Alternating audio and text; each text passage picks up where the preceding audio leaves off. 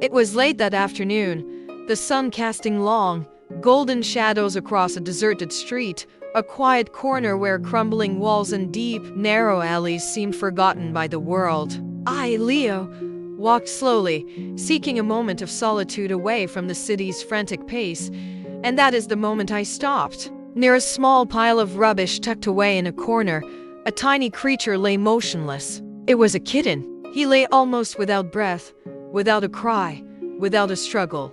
Drawing closer, the extent of his desolation became painfully clear.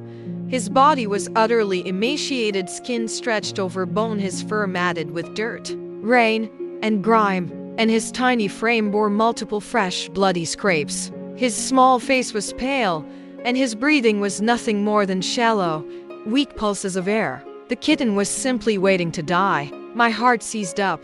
I knelt down, gently touching his ice-cold body. Thankfully, there was still a hint of warmth, a fragile spark of hope. I took the water bottle from my bag, slowly wetting my finger and placing it against his mouth. Every single drop was swallowed with an act of sheer will. Strangely, I happened to have a pouch of soft cat food with me. I dabbed a small amount onto my fingertip and cautiously offered it. He swallowed slowly, as if pouring every last ounce of remaining strength into consuming the tiny morsel. I knew I couldn't leave him there. I gently wrapped him in my scarf, feeling the terrifying lightness of his body, and hurried him home.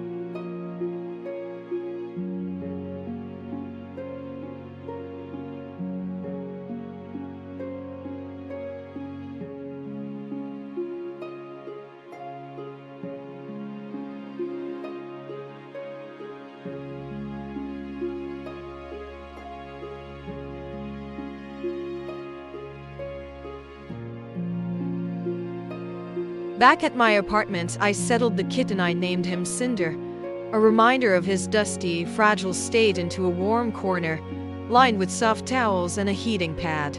The grueling fight for life began. The first priority was cleansing. I bathed Cinder with warm water, proceeding with extreme caution for fear of causing him further injury. As the grime washed away, it revealed painful wounds and his pitiful, skeletal form. I then disinfected the scrapes with a mild antiseptic solution. Cinder was so profoundly weak, he offered no resistance or cry. For the first 5 days, Cinder survived only because of my persistence and a syringe. I prepared unsweetened milk, electrolyte solution, and immune-boosting supplements following careful guidance. Every milliliter of liquid food was painstakingly dripped into his mouth. Each feeding session lasted nearly an hour, repeated around the clock. Cinder swallowed slowly, sometimes choking, but I never gave up.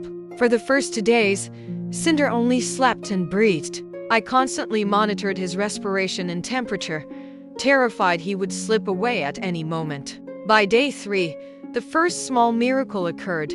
As I was feeding him, Cinder suddenly let out an incredibly faint mew, a tiny sound of protest that proved his will to survive was still fighting. On day 5, Cinder was finally able to lift his head when he heard my voice. The dull eyes that had tormented me now attempted to focus directly on me. I wept. It was the greatest victory after 5 days of heart-stopping tension. After 5 days of relentless effort, Cinder began to recover, little by little. His body was no longer cold, and he could now blink his eyes when I approached. I transitioned Cinder to an intensified diet with softer foods, mainly mashed porridge, finely ground meat, and a little plain sausage to stimulate his appetite. He still needed to be hand-fed, but he was far more cooperative, sometimes even attempting to lick the food himself. After just 1 week of devoted care, Cinder reached an extraordinary milestone. One morning, as I opened his pen, he didn't stumble. He leaped up and ran, still a bit wobbly like a tiny arrow, exploring the living room. In that moment, I knew Cinder was truly back. The scraggly fur of the past was now soft and beginning to gleam. His weight had noticeably increased. Most importantly, Cinder started to show affection. He followed me everywhere, curled up by my feet when I worked, and gently nudged my hand for petting.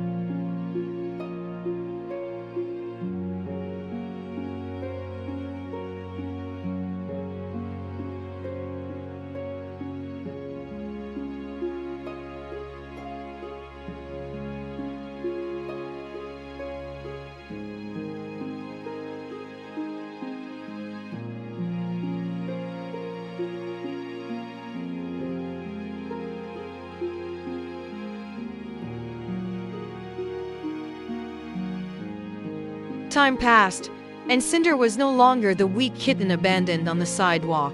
He grew into a magnificent adult male cat, majestic with soft, velvety fur. The eyes that were once dull and vacant now sparkled with mischief and intelligence. Cinder is more than just a pet. He is a companion, an indispensable part of my life. He is my living alarm clock, always knowing when it's time to wake up, not with loud meows, but by gently jumping onto my chest and rubbing his small head against my chin until I open my eyes. He is also my supervisory assistant, always curled up right on my keyboard or on top of my documents when I work. He doesn't cause trouble. He simply wants to be near. Sometimes Cinder uses a soft paw to gently tap my hand, as if reminding me to take a break. And he is my natural furnace. Every evening, when I stretch out on the sofa to read or watch a movie, Cinder hops up and settles comfortably on my belly or chest. His warm, steady purr spreads throughout my body,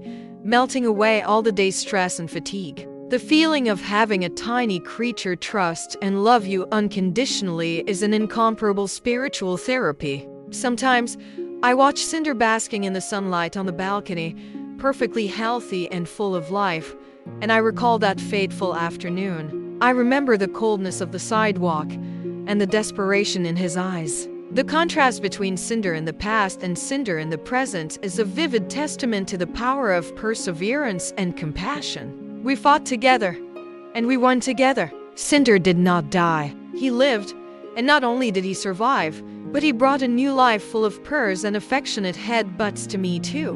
My life, since Cinder arrived, has become warmer, more complete, and thousands of times more meaningful. That is the most beautiful ending I could ever have hoped for.